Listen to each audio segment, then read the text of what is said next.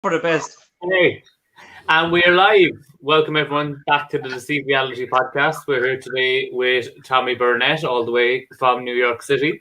So, Tommy there in the middle. So, I guess we'll start where we start on every show. Tommy, why don't you tell us how your love with magic and mentalism and all that started? Okay. Well, first of all, I was born with cerebral palsy, and I was in a wheelchair until I was 8 years old. And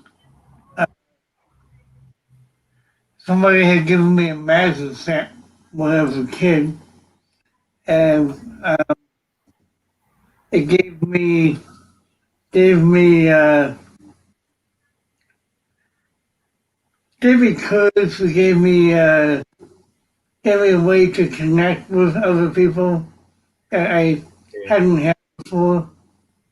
And when I was around 8 years old, I started getting more mobility, and I was able to start walking. And magic has been for me my way of coping with the outside world and to meet people all around the world. I've traveled across Europe and Scandinavia. I've performed in 48 out of 50 states here in America, and I'm very grateful for everything that magic and mentalism has given me. And of course, through my career and my life, my view on magic and mentalism has changed and evolved, and hopefully we can talk about some of that today. Yeah. Yeah, definitely. Because what I think is, as you're saying, how your view on magic and mentalism has changed, I think that's something we've all gone through, even if it is switching from cards mainly to mentalism or going from close up to stage and that sort of stuff. So where do you see it performing the most? Do you prefer close up or stage, or is that one of the things that's evolved? It's a good question. I like both. I like some both. I prefer being on stage than doing close up. Yeah. I have a close up act, and I love performing one on one. I like to be able to connect with people. My mentor, my current mentor for like the last 8 years or so, Casey Nepper, one of his big things is to make connections with people and not to just be about, oh, look at what I can do, you know. Masters is a great way to look. Sorcery, crazy. Yeah, but masters is a great way to make a connection, and especially in a time like what we're going through now, and having to perform on platforms like Zoom and Instagram, is more important than ever now to make those connections. And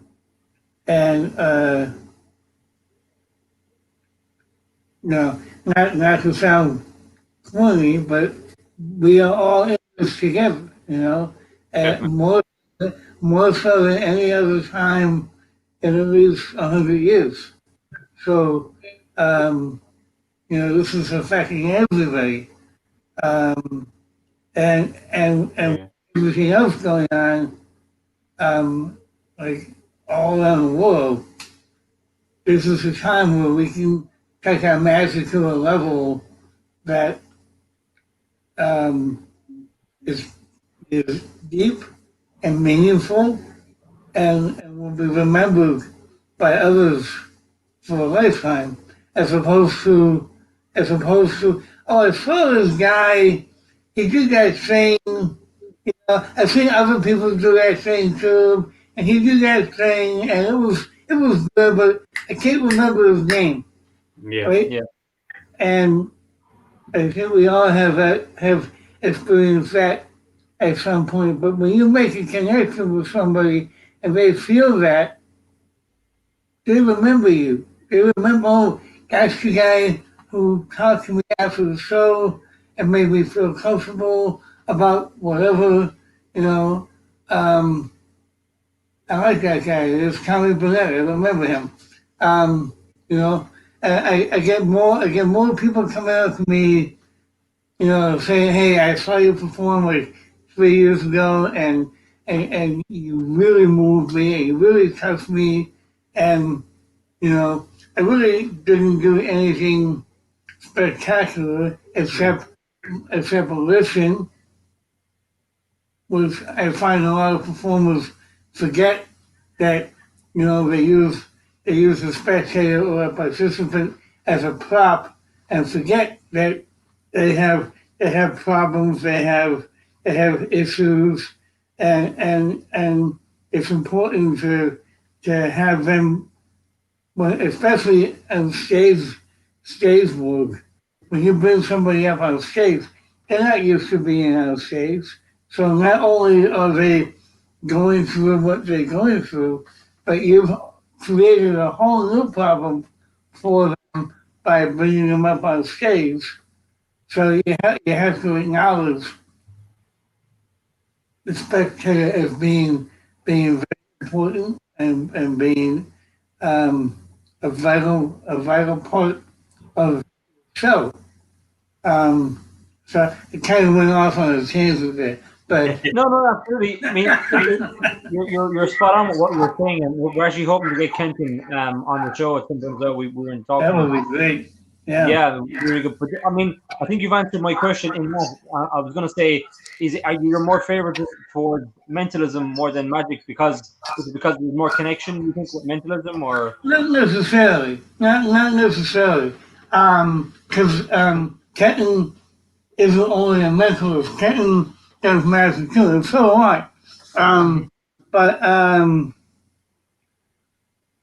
I love mentalism in the fact that it's somewhat different from magician, because when you come on stage or even in close up, say, "Hi, I'm a magician," people always have some preconceived idea of what a magician is.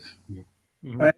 But when you come out and say, "Hi, I'm a mind reader," or "Hi, I'm a mentalist," or "Hi, I'm not a magician," and the stuff you're going to see now has nothing to do with magic whatsoever, even though it probably does.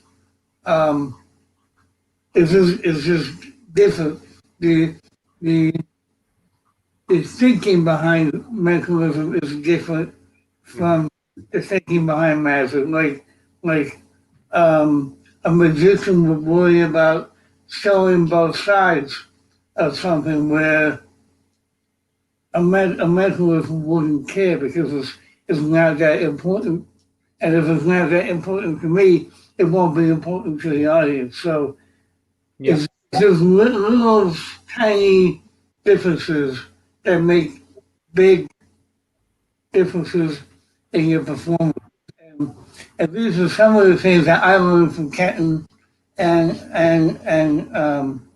some other of his students, like Pablo Amira, who's a good friend of mine.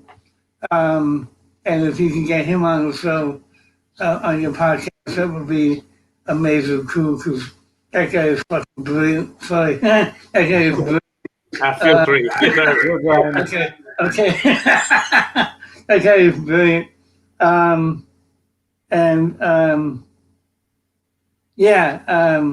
So I mean, I prefer mentalism because for me it feels like the purest form of magic, because I don't have any big props. I'm not using a zombie ball.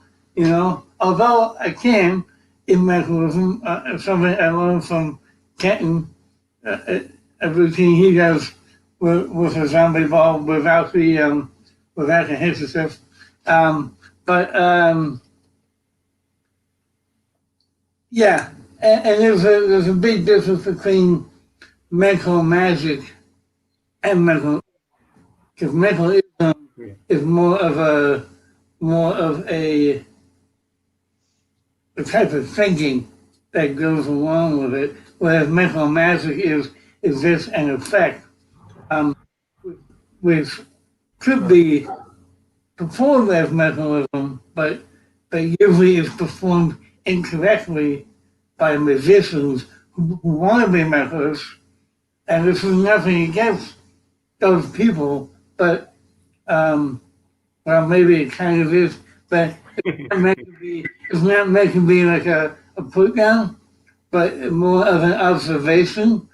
You know, people like Peter Turner is a mentalist in his thinking. You know, he doesn't think like a musician. He thinks like a mentalist. He says, if I was going to read somebody's mind, what would it look like? And then he does it, you know. And his stuff is brilliant as well. You know, I'm not saying anything you guys don't already know, but Luke Zemay is another one. Yeah. You know, because I think mental magic can be like a transition period from people who want to be a magician and then transition over. Yeah. Can you say, Steve, can you turn down your volume a little bit because it's like feeding back a small bit? Steve, can you turn down? So you kind of broke up there. Yeah. I was just saying Steve's volume was feeding back at me a bit, but yeah, it's good. Oh, now. okay, cool. Yeah. I started out very young, and I started doing my birthday parties and using the usual props like, you know, square circle and hippity hoppity rabbits and forgetful Freddy and that kind of stuff, you know. Classic. And, you know, I always felt like it was something lacking because I was doing it exactly the way it was written out on the paper that comes with it, you know. And it wasn't until I was in high school that I started making up my own tricks, and they decided that if I the only time I would buy a trick from someone else is if I couldn't make it myself, and so that got me more in a mindset of how you create magic. And I went from close up to performing escapes in my teens, in my early 20s. Yep. Now I feel too old. When I bend down to pick something up, I go, oh! I'm the same. I hear you. The last time I did a Spade jacket escape was about 8 years ago, and even 8 years ago, I was like, you know what? It's gonna be my last one.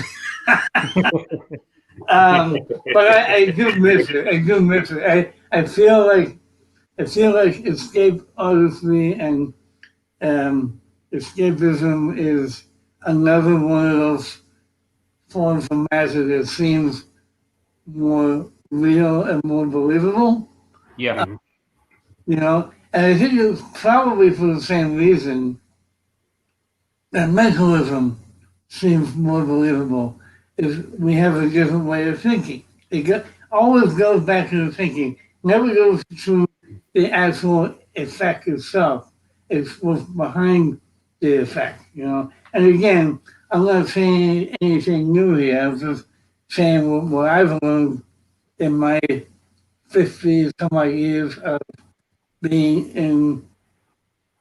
engulfed in this wonderful craft. I've done, after I did escapes, I started doing comedy, comedy magic, like my hero called Valentine, and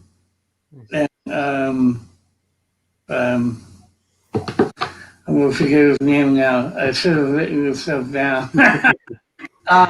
But he When we were recently talking, when we were What? talking, Tommy, do you remember we were talking about you performing at Coney Island, and then Yes. we were talking about because of the Houdini connection with Coney Right. Island and everything else. We were talking a lot about that. Do you want to tell me Yes. about that?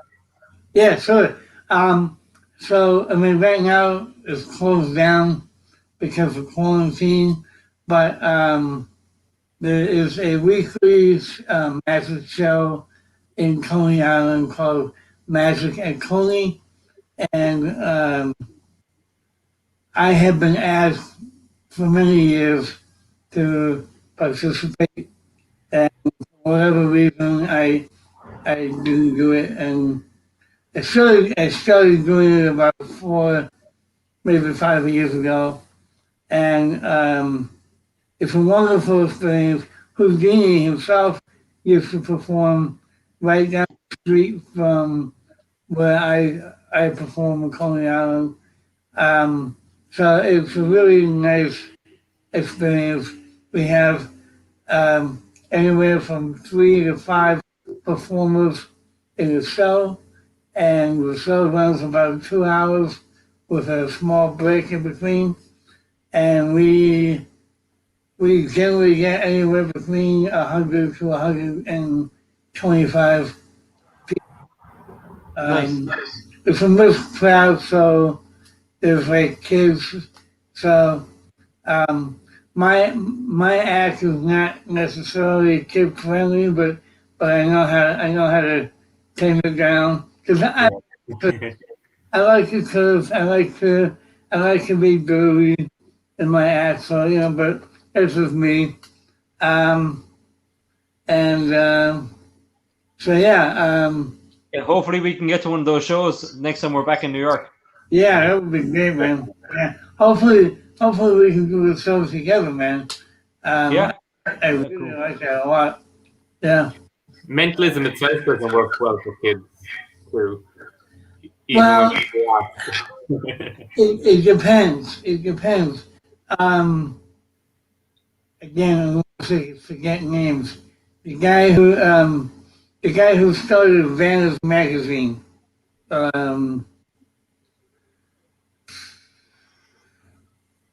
Hopefully it'll come to me.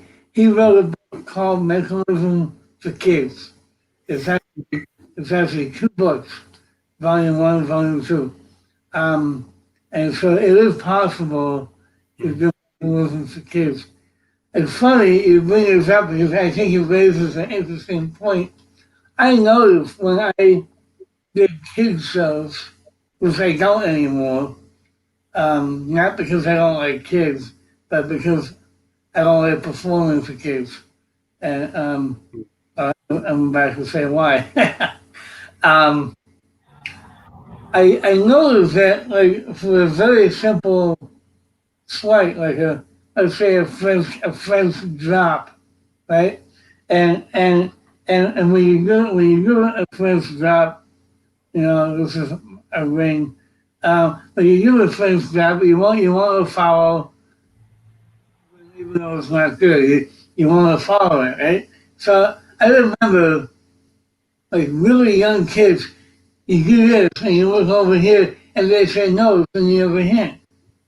No matter how good you are at the slight, they're like, no, it's over there. And I realized something that kids like from like 3 to about 9 years old have a different way of thinking. They haven't learned certain things to make them not realize what they just said was correct, right? It's the They don't same have the thing. build up. Our brain Well, makes yeah, sure. that too. That's what we do. Yeah, but and so when we create illusions, we have to keep that in mind that um, people think differently, and so one effect might not work on somebody. That's where audience management comes in, and knowing how to pick a participant, knowing that whether or not just by looking at them, if they're going to be helpful or if they're going to be deviant and try and mess you up. And again, I've learned a lot of that from Kenton as well. Just by looking at somebody, I can tell, oh, troublemaker, he's good, she's good. No, okay, I'm going to use you. Yeah, it's just as soon as I come out, while I'm introducing myself, I'm going over the crowd, deciding who I am and who I am not going to pick, and that comes from doing it. And the more you do it, it's pretty easy. If I don't get hecklers, I don't get people on stage that once a long time ago, I got somebody who was drunk and trying to show off for his girlfriend. And I just said, you know what? Thanks for coming up. Have a good time. Buy him a drink on me, and I turned him back to the seat, and I called on this other person, and they were fabulous, you know. And that was like 15 years ago. And that was the last time that's ever happened to me. I think Steve goes for those ones. So anytime we've done a show together, Steve always picks the drunk person who's going to be trouble. I don't. If I perform in like a pub or a bar, which I don't, and the reason why I don't do that is because of my speech. People can't always hear me or understand me as it is. So to have like loud music, boom, boom, boom, in the background, and people talking and glasses clinking, is not a good environment for me. Yeah. But I get the rationale of picking somebody who's drunk. It really depends on if you want them to pay attention or not. Don't pick drunk people for anything dangerous. That's my number one tip to everyone. Yeah. You don't want to do a smash and stab. No. No, sorry. Probably don't want to do it anyway. Those are becoming less and less popular. I haven't liked doing it, but Kenton hates smash and stab. And especially putting somebody else's hand there, that's just stupid. You do that? Be careful. I need my hand. Yeah, your hand is fine. I need my hand. You're not even using him? I actually did cut myself once by mistake on the spike. Because I went down and right at the last minute I kind of slowed down because something told me I'm messing up here. and instead of slamming it down, I pressed down on it and it punched in my hand. I don't have a scar. I was kind of hoping I would have a scar so I could this is what happened. So, but a good friend of mine, a good friend of mine, he put somebody else's hand right through his bike. So, I mean, the method. What? You need to have insurance for that. Yeah. Especially, I don't know how it goes when you guys are, but in America, insurance is very important for existence. Yeah. I don't have any, but but I'm a mentalist, so I know ahead of time if I need to. Yeah, and you've got predicted and everything. It's in an envelope, inside a chest, inside a box, inside a of course. Right. Exactly. Yeah. Yeah. The worst that could happen is a paper cut. Yeah. Exactly. Do you think, Tommy, with everyone at home now and magicians and mentalists at home having to adapt their routines and make them kind of Zoom friendly, or do you think that's like a challenge to the magicians? I think it's a positive thing because it's definitely making people think outside the box and try new things. Absolutely. In fact, I wanted to show you something that is Zoom friendly that I came up with because the way I normally do it, I think is better in person. But so I changed it around. So do you mind if I show you right now? Yeah. You mind if I do it for you right now? All right. So I don't know if you can see this. I have a tabletop right here. Yeah, we can see that. Yep. Okay. And let's see, my pen, if we fell down. Where'd my pen go? Sorry.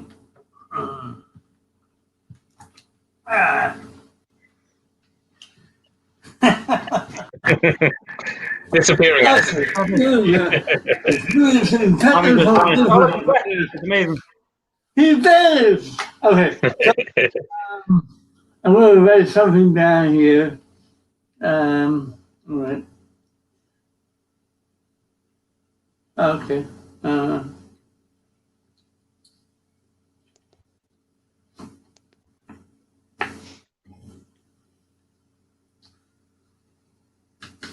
Okay, so yeah, let's just put that right here for now. Okay, so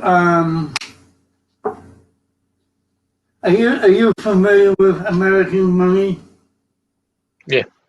Like coins, penny, nickel, dime. You know what? Actually, you know what? Why don't we use your money because you're more familiar with your money. You guys use euros, right? Yeah. Euro, yeah. Okay, so imagine I have a 1 cent euro here, a 10 cent euro here, and a 20 cent euro here. David, are you right-handed or left-handed? Right. Left-handed. Okay, so Do it with Dave. You did, Yeah. Yeah. Dave. yeah, Dave, are you right-handed or left-handed? Left-handed. Left-handed like me. Okay, good. So I want you to use your right hand because they say the right hand or the opposite hand is your intuitive hand.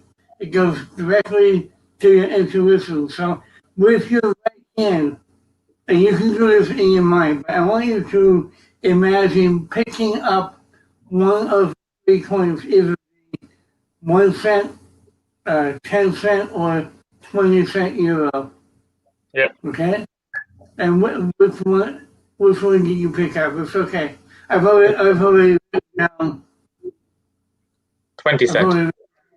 The 20 cent. Okay, perfect. So now, this is what's going to happen. Okay. What I want you to do now is take that 20 cent and flip it in the air, test it, and do you guys do heads and tails?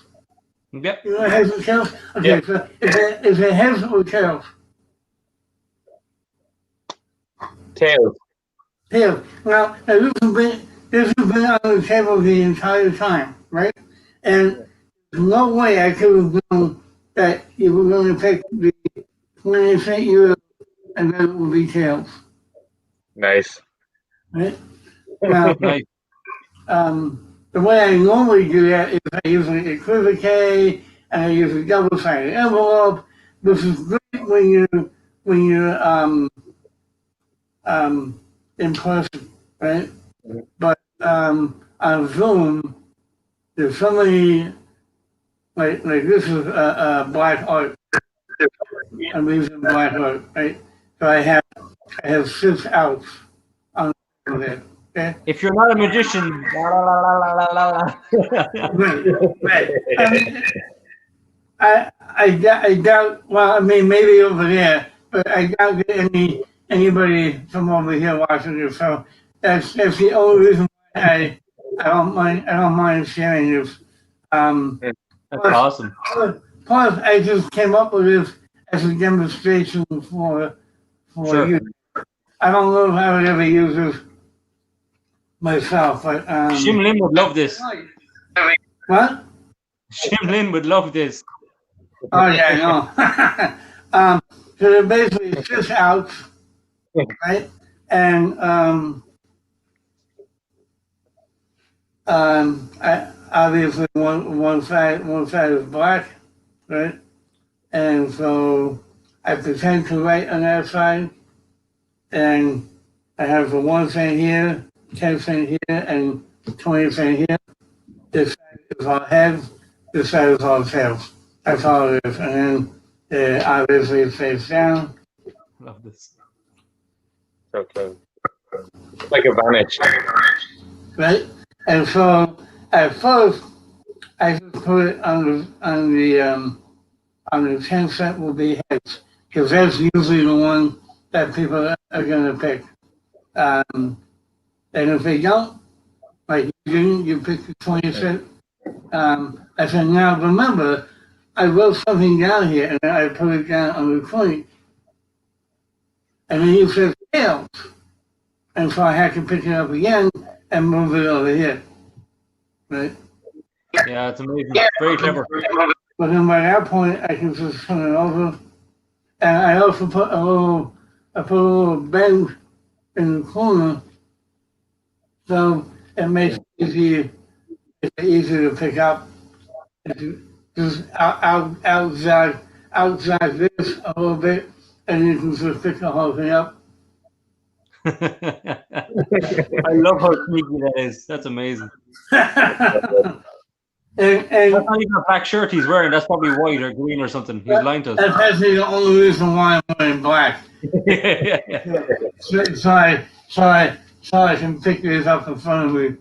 That's a perfect segue, actually, to talk about some of the creations that you've made. There you go. Yeah. So, yeah, I love that. I have a few things here. So, as a mentalist, I use a lot of ESP cards, and this is just a standard deck of ESP cards, but they're marked on the back, and they have a fairly unique marking system. I can't say it's original with me. It's original. It is original with me.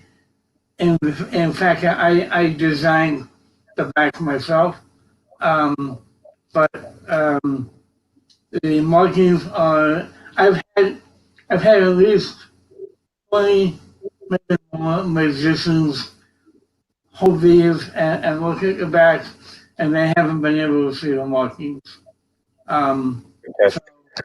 So I have these on my website, and I manufacture these. The one I'm really proud of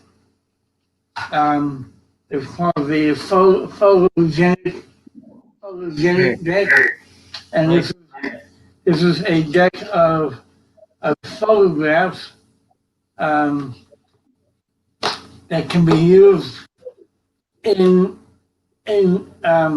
place of a Xeno deck or ESP deck, because these all have circle, plus sign, wavy lines, square, and star-like shape in the photo. So, like, if there's a gift box for this, that would be a square. Yeah, sure. This is a UFO. So it could be a circle, right? Yep. Roses or waving lines. Mm-hmm. Octopus is a star. Mm-hmm. Yep. A little bit of a stretch, but you see what I'm getting at. Yeah. Square, right? And not only that, the deck is in alphabetical order, so you can use it as a stack. And basically what I do with it, I've spread it out. I've spread it out, have somebody pick a card, and while they're looking at it, I get a peek of about the card, so now I know they have it's a piece of wood or wood grain. Mm. So that will be the opener. Then I can do a type of free will effect with it. It comes with a 17-page PDF and 5 extra duplicate cards, so you can do Ryan's Revenge. I don't know. Oh yeah. That effect, so you can do that with picture cards instead of ESP cards. Very nice. So that's on my website. It's like some like subliminal messaging kind of stuff as well, and kind of NLP could be used with that. I mean, like for example, Tommy, you could think of any card you like. You could just think Exactly. of one. Yes. Card. Exactly. Any card. Just think any card. Right. Sure. Yeah. You can definitely do that with this. I forget how many routines are in a PDF, but I have it in words that it's also a routine I do it is where I have 3 people pick a card and I design each card. It's like a toss out deck kind of deal. Sure. The idea is rather than them doing that, they're just taking like a group of like 3 or 4 cards and handing them out to people, and then I get my peek at the bottom card, and then I can call out each one at a time. As long as I know what the next one is in the stack, it doesn't matter where they are. I can just say, okay, who has the zebra? Just hand me the zebra. And that's one card. Oh yeah, I put them back. Tommy, you got to do a toss out deck now with sanitizer. You got to toss out the sanitizer first. There you go. Yeah. Toss out the card. The win deck. Yeah. Win deck. Win deck. Spray the audience. Yeah. Spray the audience. Yeah. That's funny. You could mark the audience. You'd be like, bang, right on the forehead. That's you stand there, right on the cheek. Okay, you go left. Yeah. Sanitize. So I've always wanted, I love book tests, and I've always wanted to have my own book test, so I made one. Nice. It took me about 9 months to make, and I'm very proud of it. It's called the Mark Twain book test. It has 3. Nice. One is Huckleberry Finn, one is Tom Sawyer, and the other one is the autobiography of Mark Twain. Now, technically, there really is no autobiography of Mark Twain, but this was a bunch of essays that he wrote. Somebody put them together and called it autobiography, but it's still technically public domain. So I just basically took out what I wanted to take out and put in what I wanted to put in. And so each book is autonomous.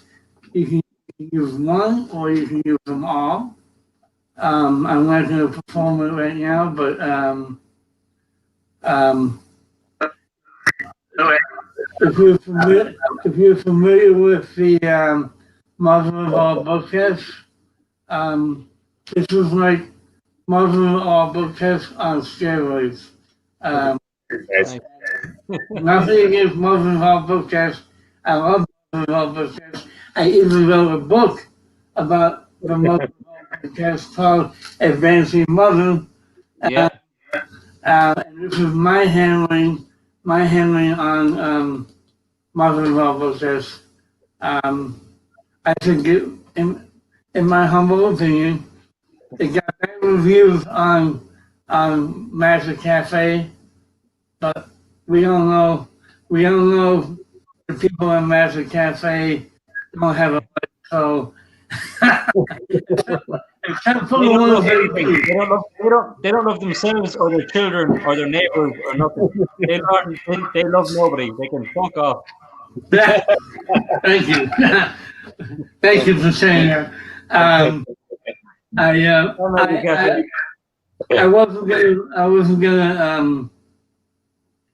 wasn't gonna put it on Magic Cafe, but my friend Pablo and Miller said, no, you kind of have to. Yeah. I don't want to. They get to tear it apart.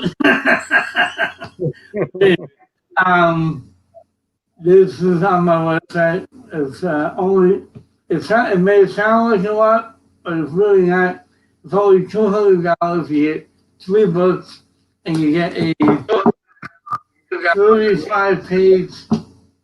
It's just maybe 70. I forget how many pages. I think 17-page PDF. But I recommend it. And the last thing I want to plug, and I appreciate you letting me do this. This is my baby, the Cyclops mind reading system. This is a full 15-minute routine using either business cards or index cards that are not marked in any way. And there's no forcing, there's no reference moves, there's nothing, and what you see is what you get. You use about 35 index cards and write words on each of them, and a little drawing and a number. And each card is completely different from the other one, so they all get a free choice. And you can do up to 3 people at one time. And it takes a while to learn the system, but once you learn it, it's very easy. You just have to sit down and do the work. And it comes with an additional book on the other side called Dream Interpretations. And it has like maybe a 50 or 75 dream interpretations that you can use in tandem with Cyclops. And that's the end of my advertisement. I think about how we should go into the good, the bad, and the ugly, which is where we actually tell us a story about when something started off good but ended up bad and then results in ugly results at the end.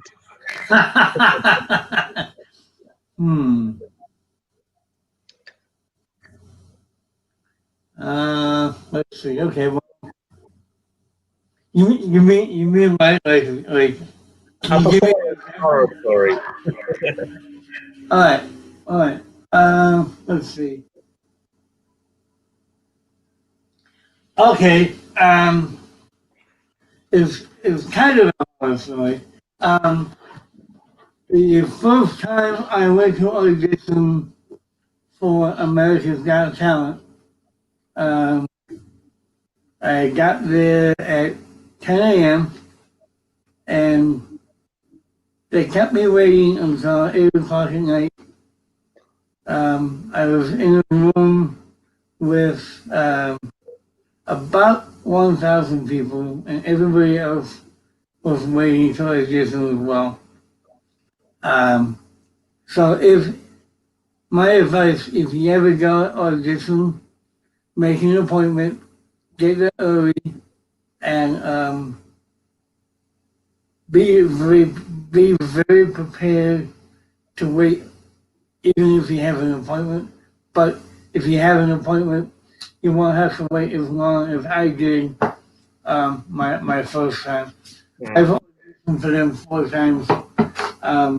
Each one is a horror story in its own way, but this one was the worst. Because I thought I would be in and out, and they had people with cameras going around the crowd, trying to hype up the crowd, and one cameraman comes up to me and goes, "Hey, are you a magician?" And I made, "Don't do this either." "No, I'm a mentalist." And he was like, "Oh," and then he turned around and walked away. I was like, "Fuck!" So if anybody with a camera asks you, "Are you something?" just say whatever it is, say yes. I ended up getting a camera later, but that was different. But anyway, so I was prepared. I had my act. I had it down. I had everything with me, and I kept my jacket off and hang it over the chair. And when they finally called my number at like 7:45 p.m., they called my number, and I grabbed my jacket and I walked to the other side of this big auditorium. And when I put my jacket on, I'm like, "You've got to be kidding me!" Everything that was inside my pocket, when I put it over the chair, fell out of the pocket. So I didn't have my act. My act was just like, it was dependent upon using a prop. And this was a very good lesson, because now, now my Zoom act fits in a container about this big. Right? And if I lose that, all I need is a pad of paper and a pen, and I can do an easy 30 minutes. But anyway, I was like, what am I going to do now? Because I went back, the wallet was gone. But what the hell am I going to do now? And so I had like 5 minutes to come up with something else. And yeah, you both did it.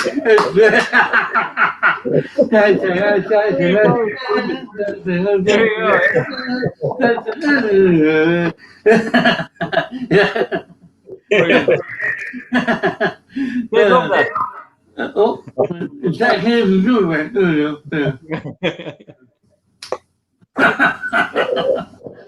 That was hilarious. But anyway, so I was going. I don't even remember what I was going to do. I ended up doing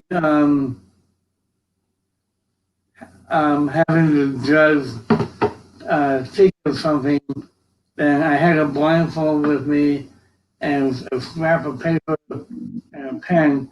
So I blindfolded myself and said, "Go ahead and think of something," and then I drew it on a piece of paper, and I was right.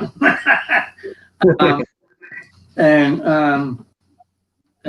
they filmed me, and they said when they film you in your audition that there's a good chance that you're going to be on TV, but it didn't happen.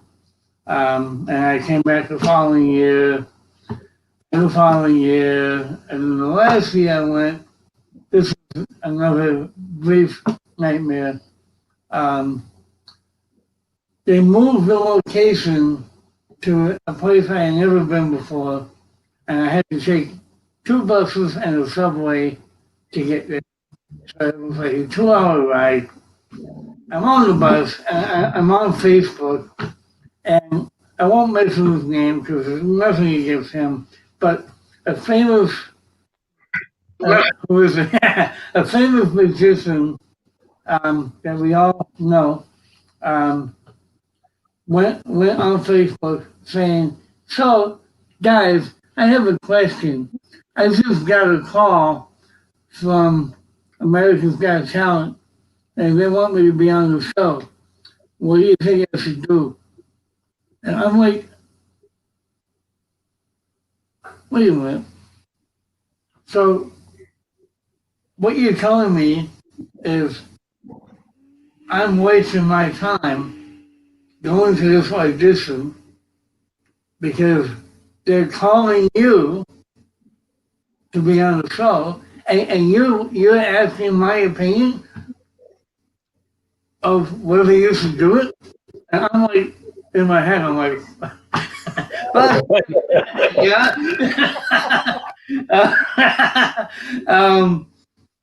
And, you know, I mean, I've always had a good audition there. They've always liked me. But, what did you say? Did you say, yeah, man, do it? 100%. Go for it. I think I did. But I don't think he did. And I desperately want to say who it was, but I'm not gonna. But if you want to know, I'll test you. No. We have a competition. If you think you know who Tommy is talking about, yeah. Yeah. If you think you know who it is, put it in the chat. But no. So I mean, the bottom line is, it's a TV show before anything else, and it's about ratings. So if they can get somebody who's pretty famous as opposed to who isn't, but is still working all the time, they're going to pick the guy. That's show business. Or if the two guys are equally talented, and one of them is a little bit younger and maybe better looking, they're going to pick the younger, better looking guy. That's just the way it is. Yeah, it's TV at the end of the day. We met Tommy in New York in that magic shop. But obviously, like being in New York, David Blaine and all these guys are kind of floating around all the time. You had a story about David Blaine, and in the store there's like one of his boots or something. You were saying. Oh yeah, Very good. A pair of boots from when he was. What special was that? I think that was when he was frozen in ice. Sure, cool. It was either that or when he was standing on top of that pole for like 3 days. But I think it was when he was frozen in a block of ice. I haven't worked there in a while, and they've moved. So and they keep it a secret where they're moving to. I honestly don't know, and I'm not going to say anything bad about them either. Although I desperately want to. But no. David Blaine recently did his balloon stunt, which I thought was really nice. It was very emotional and family oriented. It was probably the first time I ever saw him smile in a performance, you know. Not weird. It was a little bit, yeah. But it was nice. I liked it a lot. The other day, I had the opportunity to hear David Copperfield speak on a Zoom meeting. It was very enlightening. He had a lot of really good things to say, and he has always been an influence for me, even though I think he's only a year older than me, and he looks a lot younger than me. Come here, baby. Yes, I know. I know. That's the best Rocky Raccoon I've ever seen in my life. Yeah, it's Benji. Yes, I know. We're almost done. We're almost done. Yeah. Yeah, so I've met people like I've met Microsoft, I've met you, I've met Ken Dime, I've met Andy Nyman, I've met I remember the morning we were in the store and we were talking to you. You had just met Andy Nyman. He had just been there. yeah, it was the same day, yeah. The same day. Yeah, that was so cool. He definitely has been an influence on me. I even have his portfolio that he came out with like 20, I think 20 years ago. He came out with that. It's a really great portfolio with an impression pad in it. Very nice. But his thinking is so out of the box is really great. But yeah, I've met Mark Elston, not there, but I've met most of my idols. I've met Belichick. Nice. I've met the only one of my idols I haven't met yet is, and now it's too late because he passed away, is Bob Cassidy, the Mentalist. And the other one I haven't met yet is Richard Austin, who's also I love his thinking on mentalism. Yeah, I performed a lot of Richard's things over the years in different TV shows and things, and his material is always strong. And I know Dave has as well. Different kinds of Yeah. It's all workable, that commercial stuff. really strong. Exactly. Yeah. When he did his take on the 13 steps, that was brilliant. When he took different parts. Oh yeah, when he did the 13 Step series, yeah. It's a lot of great commercial stuff on there that came out of that book, and I mean I've taken stuff out of that book myself and turned it around and made it more update, up to date, and between that and practical mental effects by anime. Those are my two favorite books. I've probably been through both of them at least 5 times, where I've had to buy new copies. I just bought a new practical mental effects. Nice. Yeah. Because my other one. Yeah. I saw a hardcover one on eBay. I'm thinking of getting it just like.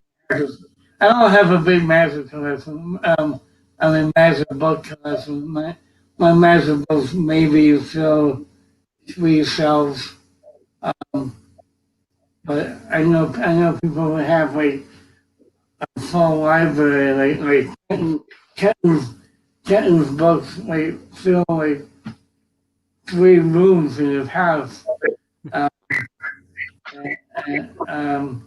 It's amazing. And I have books that I haven't read yet. They're like they're like in itself waiting for me to open them up. I like going back to the old manuscripts and finding stuff that nobody knows about and trying to update it and make it more modern. So yeah. You're going to turn over to dive into those books, Tommy, and get reading those books. Yeah, I mean, I have a lot more time on my hands now. I taught myself how to harmonica, so and a lot of people are like, really ready to come now. I'm like, I've been busy, you know. I just started in lockdown as well, trying to get through the market. I just use Mark X, so I don't need it. Yeah. And it's great for Zoom. Yeah. Especially like I do like the invisible deck routine with the memorized stack, and you hand it to them, and when they flip them over, you just tell them what the card is that they're flipping over. So 4 clubs, 2 hearts, 7 diamonds, 3 clubs, 4 hearts, right? And you tell them to say stop. How are you making that noise? I know, yeah. I was like, it's like the laser deal. I was like, I'm watching the laser deal. There's no cards. There's more black cards. There you go. So Tommy, how is New York at the moment on a serious note? You know, I mean, it's starting to get cold now. It's like in the 50s. Well, 50s and 60s.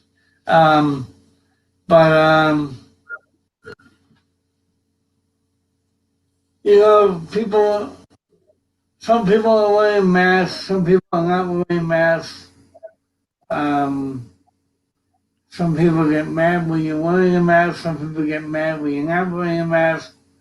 I get yelled at the end of the day because my mask broke and I was holding it over my face.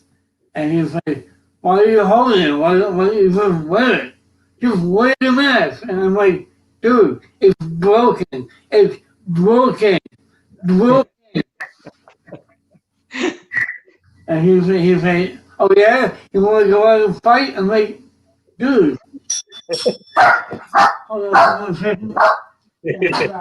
Who's got it? Vanish.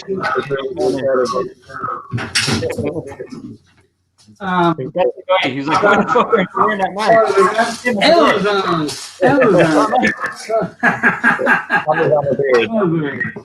So we've gone over the hour now. So if anybody wants to ask any questions, I see we have a few people watching live. If anybody wants to ask any questions, now is your chance while we just finish up talking about people wanting to fight in New York. So I see there. Oh yeah. One person was asking, all right, you mentioned earlier about working in comedy clubs, and how was it getting used to that sort of audience? Okay, so if you remember when I talked about that one guy coming up and giving me trouble, that was at a comedy club in Times Square, and I personally don't like doing comedy clubs. Mostly because, there are a couple of reasons.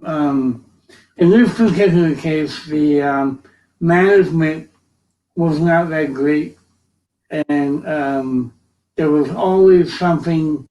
Like one night I was supposed to perform in the big room, and I was headlining, and at the last minute, the manager came in and said, no, you gotta go in the other room. And I'm like, So they put me in a small room with the same amount of people in the small room and the stage. Let's say it was the size of the room. The stage was like a small little. I just had like a small little thing to stand on, and if I had walked to the left or the right, I would have fallen off the stage. And they didn't care. Ben Clark. On the other hand, it's a good place to work out new material because you're never going to see these people again.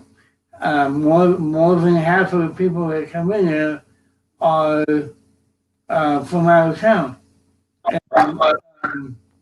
And hopefully they'll never see me again. And hopefully I'll never see them again.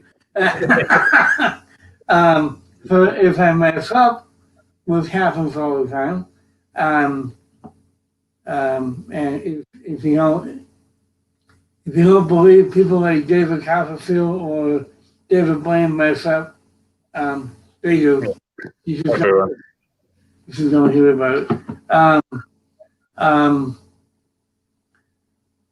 It's a good place to get shops and learn how to deal with hecklers and learn how to deal with calling somebody up from the audience. I'll give you a real quick hint. When you call somebody from the audience, don't say, I need a volunteer, because you say that, the hands go down, and people go away. You find somebody that you think would be a good candidate, you walk off the stage, you walk up to them, you say, hi, I'm Tommy, what's your name? And as they reach your hand, you grab the rest of the arm and pull them up out of their seat, and then you're shaking their hand, and then you say, would you mind coming with me? And you guide them up on the stage. And I've never had any problem with getting a spectator or a participant on stage using that technique.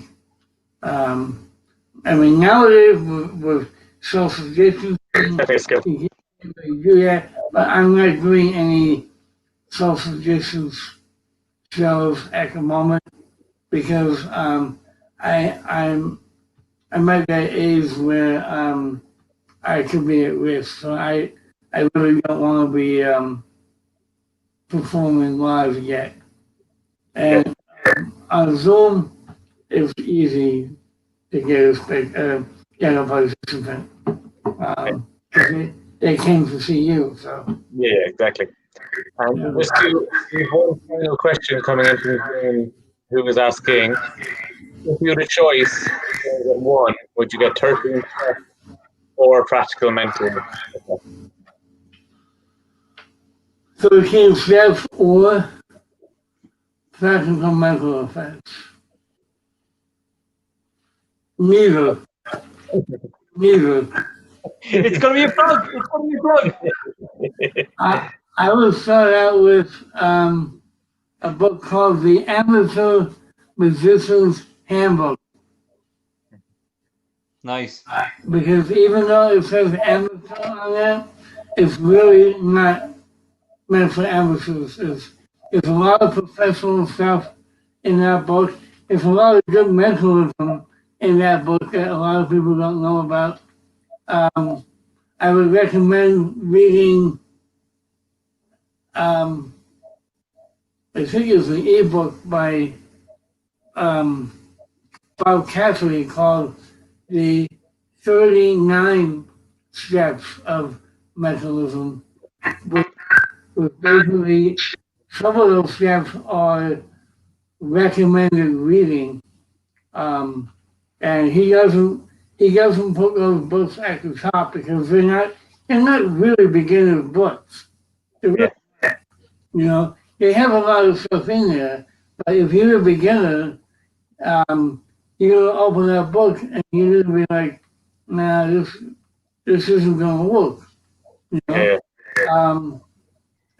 So I would not, if you're a beginner, I would not recommend either one. Now, if you're a professional, you probably already have them. If you don't, you're probably not very good. I have a little story about the amateurs magician handbook. Just you mentioned it. I was at Blackpool, and it was just announced over the weekend that Blackpool is going to be cancelled for 2021, which is an awful pity. Wow. I think it's the first time it's ever been cancelled. I was looking. I know. Yeah. When I was there was a used books section, and I picked up a copy of the amateur magician handbook, and I thought it'd be fun. About 10 years ago now, I thought it'd be fun to go around to some of the performers that were performing in the gala show and get them to sign the amateur magician handbook, even though they were professional. So I got Jeff McBride to sign it exactly where he teaches the back palm and Andy Nyman. Very cool. So it's something that I want to continue doing in the future, getting more people to sign it. Just Very cool. for kind of ironic, being ironic. Yeah. Wow. Really cool. I also recommend